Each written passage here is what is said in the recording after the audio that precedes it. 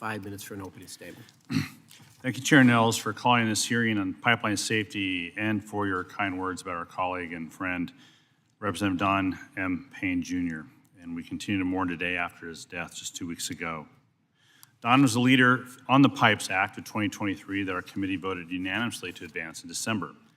He strongly supported ensuring PHMSA and the state pipeline safety programs have the funding they need to do their work.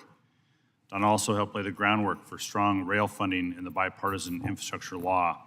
Because of Don's work, we will see replacements of century-old rail bridges and tunnels on the Northeast Corridor, including the Sweet Gateway projects.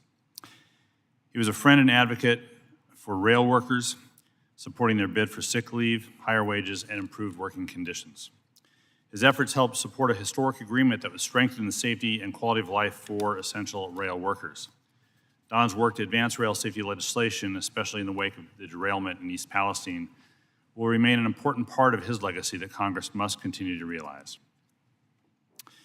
On June 10th, 1999, an Olympic pipeline explosion in Bellingham, Washington, in my district, claimed the lives of 2 10-year-old boys and an 18-year-old young man. The explosion also released 237,000 gallons of gasoline into a creek that flowed through Whatcom Falls Creek in Bellingham. This explosion, at the time, spurred my commitment, which has been steadfast for over 20 years, to the highest level of pipeline safety. For my entire tenure in Congress, I've fought to reduce the risk of pipeline incidents, promote transparency of pipeline safety information for local communities, and increase accountability for pipeline operators. And according to PHMSA data, in the past 20 years, there have been 12,722 pipeline incidents claiming 278 lives and causing $11.4 billion in property damage. So while we work on the PIPES 2023 bill, the pipeline industry continues to experience deadly accidents causing damage to the environment. According to the Pipeline Safety Trust, 2023 was the deadliest year for pipelines in 2 decades. On March 24th, 2023, a UGI pipeline explosion in West Reading, Pennsylvania, killed 7 people, injured 11, displaced 3 families from a neighboring apartment building, and evacuated many more from the area. In November 23, as well, Third Coast Infrastructure released 1.1 million gallons of crude oil from an underwater pipeline into a, quote, unusually sensitive area, unquote, in the Gulf of Mexico, about 20 miles southeast of Venice, Louisiana.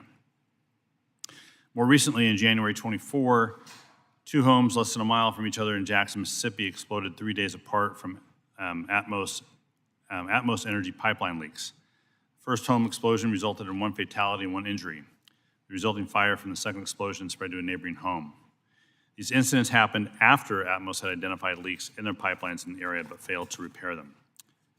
Putting safety first means greater oversight and accountability of the activities of pipeline operators. It also means greater transparency for local communities and the public. PIPES 2023 accomplishes this by creating an Office of Public Engagement, an idea championed by my Washington State colleague, Representative Strickland, and requires PHMSA to review operator emergency management response plans. Improving safety means preventing incidents. PHMSA and the state pipeline safety programs need the resources and staff to inspect pipelines, conduct investigations when incidents occur, and take appropriate enforcement actions. PIPES 2023 does this by increasing the authorizations for both PHMSA and state pipeline safety organizations. And I'm pleased that our bill includes $56 million for state pipeline safety programs over 4 years.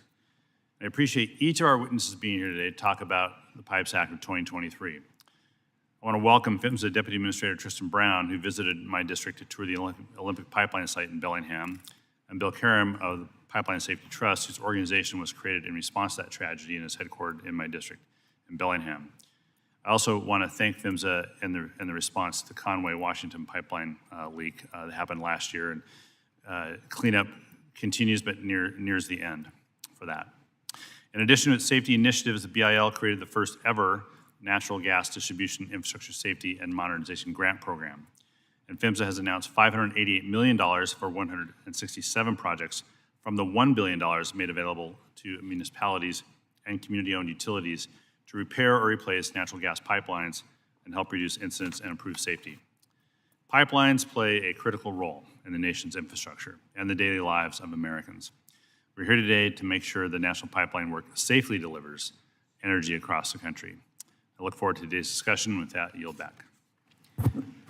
Mr. Larsen yields.